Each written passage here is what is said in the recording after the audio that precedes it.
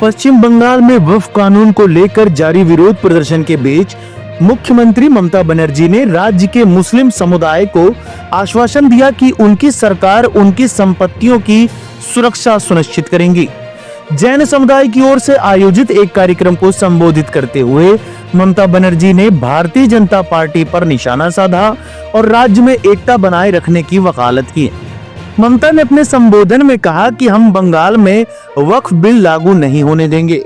मेरी सरकार धार्मिक आधार पर बंगाल का विभाजन नहीं होने देगी।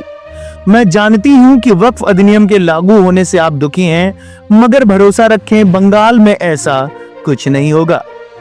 टीएमसी सुप्रीमो ममता बनर्जी ने आगे कहा कि बंगाल में फूट डालो और राज करो की नीति नहीं चलेगी। आपको जियो और जीने दो का संदेश देना चाहिए। बंगाल में रहने वालों को सुरक्षा देना हमारा काम है। मैं आप सभी से अपील करती हूं कि अगर कोई आपको राजनीतिक रूप से इकट्ठा होने के लिए उकसाता है तो कृपया ऐसा ना करें। कृपया याद रखें कि दीदी आपकी और आपकी संपत्ति की रक्षा करेगी।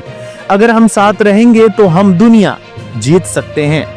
सीएम बनर्जी ने आगे कहा कि कुछ लोग पूछते हैं कि मैं सभी धर्मों के स्थान पर क्यों जाती हूँ। मैंने कहा कि मैं अपने पूरे जीवन काल में वहां जाती रहूंगी। भले ही आप मुझे गोली मार दें, आप मुझे एकता से अलग नहीं कर पाएंगे। बांग्लादेश की स्थिति देखिए। मेरा मानना है कि इसे अभी पारित नहीं किया जाना चाहिए। बंगाल में विभाजन नहीं होगा, जियो और जीने दो। अगर किसी को मेरी संपत्ति लेने का अधिकार नहीं है तो मैं कैसे कह सकती हूँ कि किसी और की संपत्ति ली जा सकती है। हम 30% मुसलमानों को साथ लेकर चलना होगा। याद रखिए, दीदी आपकी संपत्ति की रक्षा करेगी। उन्होंने आगे कहा कि हमारा मकसद जोड़ना है, बांटना नहीं। जब हम एकजुट रहेंगे तो देश आगे बढ़ेगा। हमारी नीति है कि जियो और जीने दो।